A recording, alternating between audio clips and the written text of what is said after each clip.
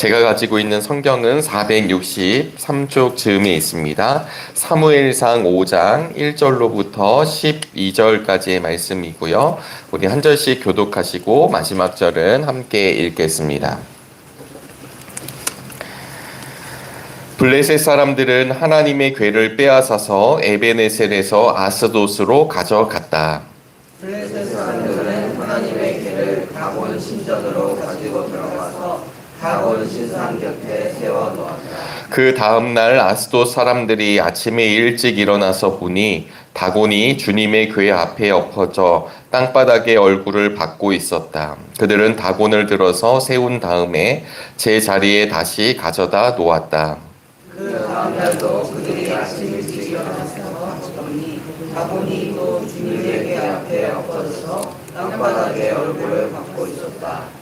다곤의 머리와 두 팔목이 부러져서 문지방 위에 낙이 풀었고 다곤은 몸통만 남아 있었다. 그래서 오늘날까지도 다곤의 제사장들과 다곤 신전에서 예배하는 사람들은 아스돗에 있는 다곤 신전에 들어갈 때 문지방 위를 밟지 않고 넘어서 들어간다. 주님께서 아스돗 사람들을 무섭게 내리치셨다. 주님께서 그들에게 악성 중한 재앙을 내리셔서 아스돗과 그 지역 사람들을 망하게 하셨다. 아스돗 사람들이 이것을 보고 이스라엘의 신이 우리와 우리의 신 다곤을 무섭게 내리치니 그 신의 궤를 우리가 있는 곳에 두어서는 안 되겠다 하고 말하면서 사람을 보내어 블레셋 통치자들을 모두 불러 모아놓고 이스라엘 신의 궤를 어떻게 해야 좋을지를 물었다. 블레셋 통치자들이 이스라엘 신의 궤를 가드로 옮기자고 하였으므로 아스돗 사람들은 이스라엘 신의 궤를 가드로 옮겼다. 아스돗 사람들이 그 궤를 가드로 옮긴 뒤에 주님께서 또 그 성읍을 내리쳐서 사람들이 큰 혼란에 빠졌다. 주님께서 그 성읍의 사람들을 어린아이나 노인이나 할 것 없이 모두 쳐서 악성 종양이 생기게 하셨다. 그 사람들이 하나님의 궤를 에그론으로 보냈다. 그러나 하나님의 궤가 에그론에 이르렀을 때 에그론 주민들은 아스돗 사람들이 이스라엘 신의 궤를 우리에게로 가져와서 우리와 우리 백성을 죽이려고 한다 하면서 울부짖었다. 그래서 그들은 또 사람들을 보내어 블레셋 통치자들을 모두 불러 모아놓고 이스라엘 신의 궤를 돌려보내어 그 있던 자리로 돌아가게 하고 우리와 우리 백성이 죽지 않게 해주시오 하고 요청하였다. 하나님이 거기에서 그들을 그렇게 무섭게 내리치셨기 때문이다. 온 성읍 사람들이 죽을 지경에 이르러 큰 혼란에 빠졌다. 죽지 않은 사람들은 악성 종양이 생겨서 온 성읍에서 비명소리가 하늘에 사무쳤다. 아멘. 주님의 은혜와 평강이 사랑하는 우리 정릉의 교우들과 함께 하시기를 주의 이름으로 소망합니다. 오늘은 빛을 다시 찾은 광복절이고요. 80주년을 맞이했습니다. 하나님께서 이 나라 또 이 민족을 불쌍히 여기시고 또 긍휼히 여기시고 또 함께 해주셨기 때문에 사실은 일본 일제 제국 앞에 이제 놓여져 있다가 또 해방을 맞이하게 되고 또 동족 상잔의 비극이 있었지만 또 가난이 있었지만 그럼에도 불구하고 우리 대한민국을 하나님께서 다시 세워주신 줄로 믿습니다. 광복절을 맞이해서 저희들이 우리가 광복을 맞이했지만 아직 나라가 분열되어 있고요. 또 하나님께서는 언젠가 하나님의 때 하나님의 방법으로 복음으로 이 민족을 하나로 화해시켜 주실 줄로 믿습니다. 이를 위해 또 우리 교회가 또 믿음의 성도들이 계속해서 기도자로 또 그 큰 일의 사명자로 세워질 줄로 믿고요. 완전한 광복을 위해서 또 그 빛의 찾음을 위해서 오늘도 기도하시는 우리 모두가 되시기를 주의 이름으로 소망합니다. 오늘은 성서 일과에 따라서 사무엘상 5장의 말씀을 보셨는데요. 좀 어두운 말씀이기도 합니다. 왜냐하면 블레셋이 이제 이스라엘과 싸움에서 이기게 되어서 하나님의 궤를 가져가요.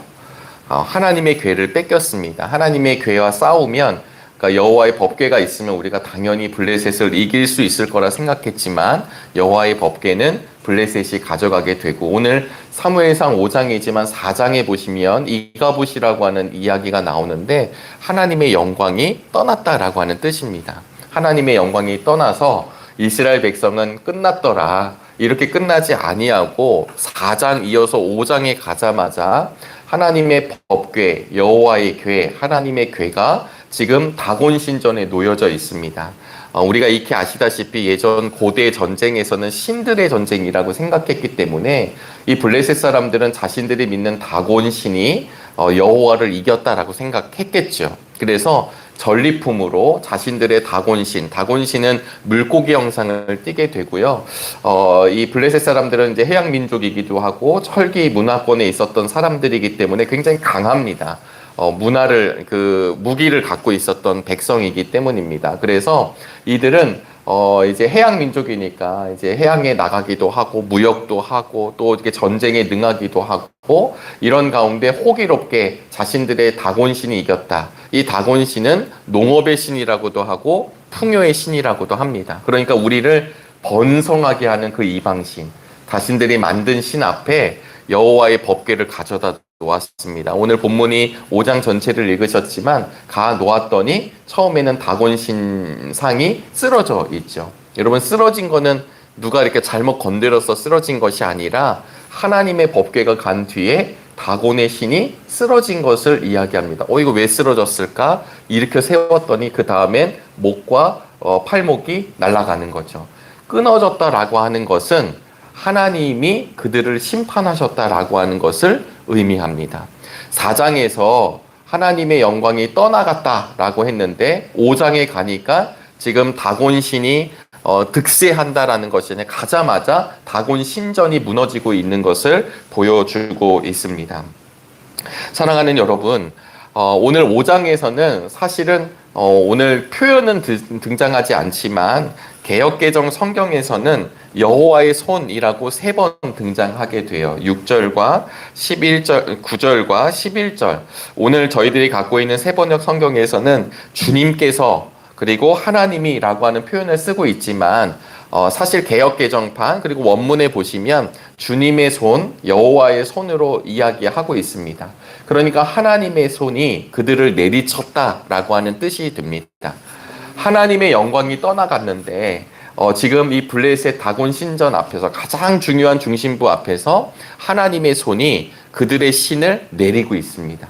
그리고 그들에게 이제 피부병이죠. 악성 종기 이런 것들의 재앙이 내리고 있습니다. 여러분 어떻게 보여지시나요? 잘 보시면 이스라엘은 하나님 앞에 신실하지 못했고 신실하지 못했던 하나님의 백성은 블레셋에게 지고 말았지만 하나님은 이스라엘 사람들이 졌으니까 하나님도 진 것이 아니라고 하는 사실입니다. 여러분 이것이 우리에게 큰 은혜가 되시기를 주의 이름으로 축복합니다. 여호와의 손이라고 3번 나온다고 말씀을 드렸는데요. 보이지 않는 하나님이 일하고 계시다라고 하는 뜻입니다. 우리의 눈에는 보이지 않는 하나님이 그냥 머물러 계시고 무기력하게 계신 것처럼 보일 때가 있지만 하나님은 하나님의 손을 가지시고 하나님의 영광을 위해 하나님 스스로가 움직여 나가십니다. 그러니까 인간의 실패를 통해서 하나님도 실패하시는 것이 아니라 우리의 실패로 인해 하나님이 사라지시는 것이 아니라 그것과 상관없이 우리 하나님은 하나님의 역사를 움직여 나가십니다. 우리 정릉교회를 통해 이루어 가실 하나님의 손이 있으심을 우리가 함께 신뢰할 수 있게 되길 주의 이름으로 소망합니다. 하나님께서 우리의 심령들을 통해 우리의 가정을 통해 이루어갈 하나님의 역사가 있다라는 사실을 기대할 수 있게 되길 주의 이름으로 소망합니다. 우리는 불완전하고 연약하여서 그때그때마다 때로는 넘어지기도 하고요. 의욕을 갖고 잘해봐야지, 그리고 나는 다시 한번 하나님 앞에 잘 서야지라고 하면서도 때로는 우리가 여러 가지 소리 앞에 무너질 때가 있습니다. 때로는 하나님과 온전한 관계를 맺지 못하고 죄 가운데 쓰러질 때도 있습니다. 그러나 하나님은 그것은 그것대로 움직여 나가시면서도 하나님의 일하심은 한 번도 포기하지 않는다는 사실이 우리에게 소망이 될 수 있게 되기를 주의 이름으로 소망합니다.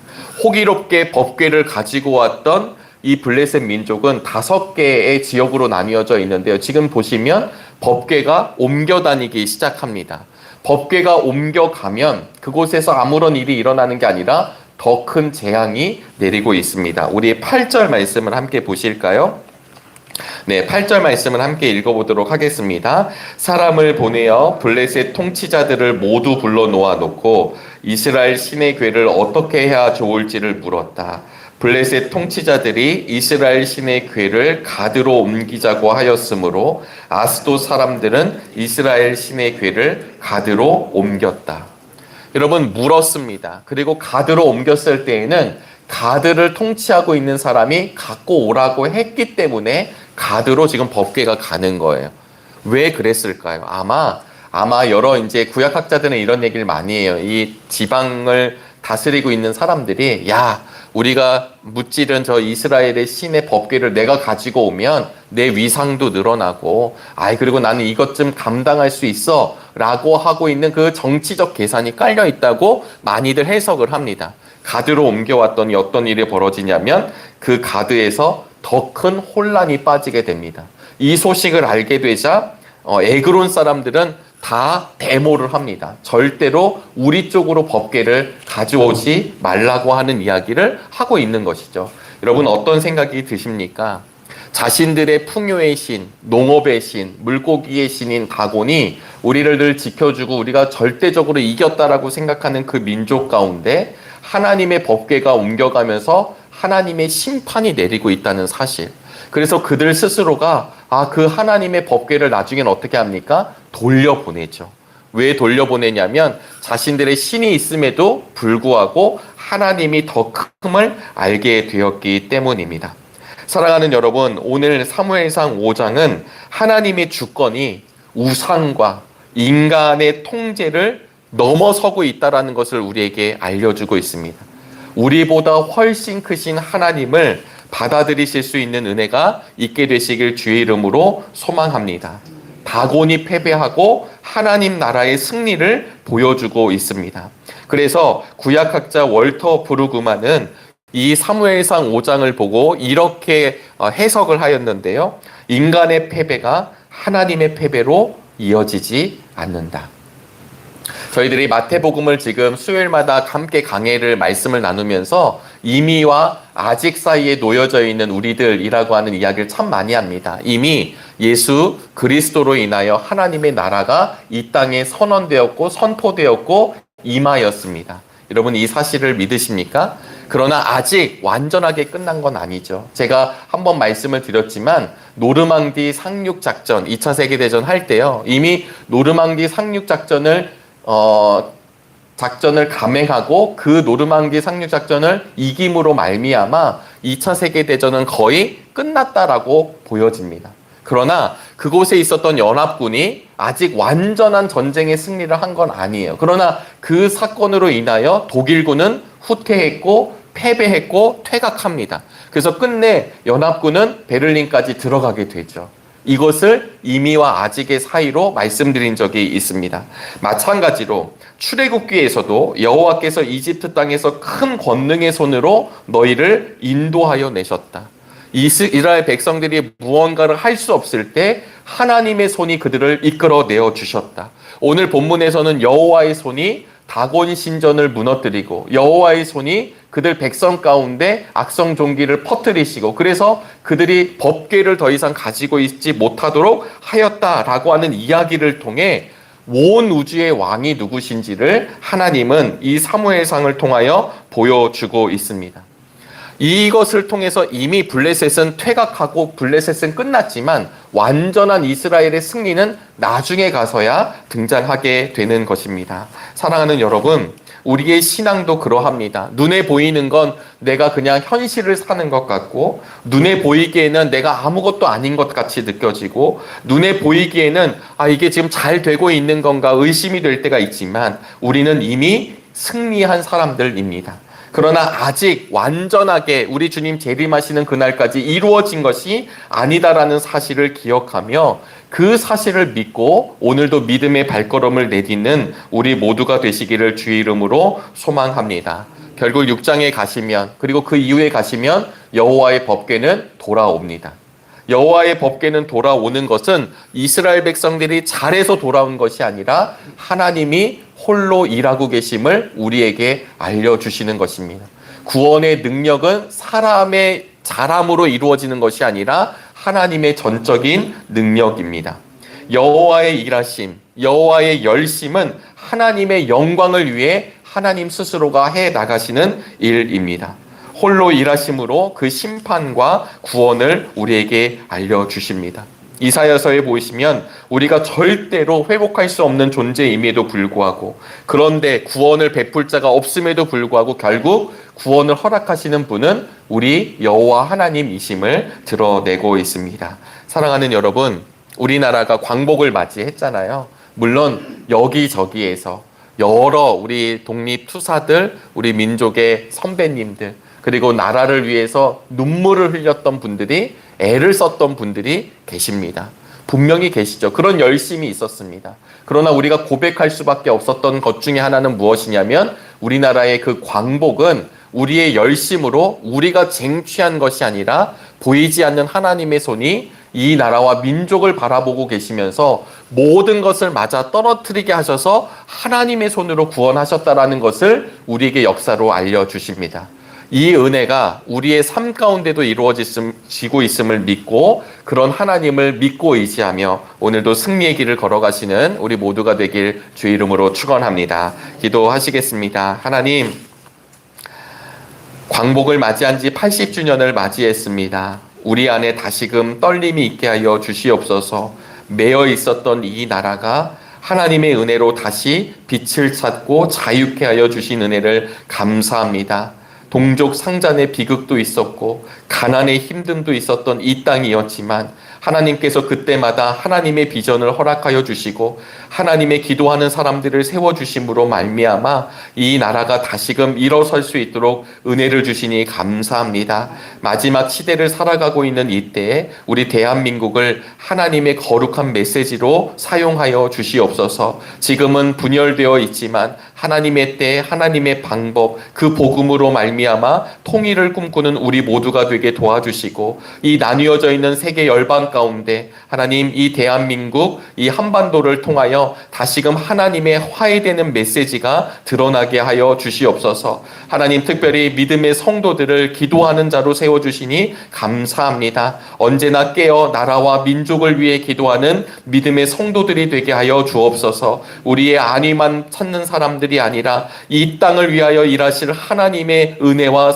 하나님의 능력을 기대하며 걸어가는 우리 모두가 되도록 인도하여 주옵소서. 지금도 우리와 상관없이 일하고 계신 하나님의 열심을 바라보게 하여 주시옵시고, 그 하나님을 의지하는 믿음의 날이 되도록 축복하여 주옵소서. 오늘은 금요기도회가 있는 날입니다. 한 주의 마지막을 하나님의 거룩한 성전에 나와 예배하며 찬양하며 기도하며 말씀 가운데 걸어가는 우리 정령의 교우들이 되길 간절히 원하오며, 살아계신 예수 그리스도의 이름으로 기도하옵나이다. 아멘. 하늘에 계신 우리 아버지여, 이름이 거룩히 여김을 받으시오며 나라가 임하시오며 뜻이 하늘에서 이루어진 것 같이 땅에서도 이루어지다. 오늘 우리에게 일용할 양식을 주시옵고, 우리가 우리에게 죄 지은 자를 사하여 준 것 같이 우리의 죄를 사하여 주시옵고, 우리를 시험에 들게 하지 마시옵고 다만 악에서 구하시옵소서. 나라와 권세와 영광이 아버지께 영원히 있사옵나이다. 아멘.